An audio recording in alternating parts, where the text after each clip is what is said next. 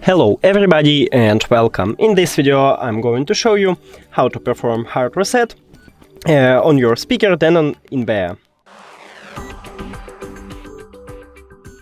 Firstly, make sure that your speaker is turned on, and right here at the right side we have a special reset button here. So I'm going to use a SIM tool to click on it, but you can also use a toothpick. So now press on this button and hold at least 5 seconds.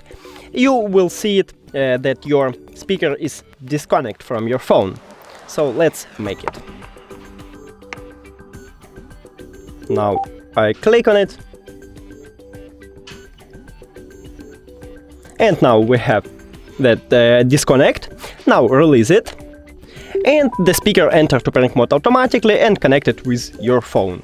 That's it. Thank you for watching this video. If you found it helpful, please consider subscribing to the channel and leave the like on the video. It's really important to us. See you later.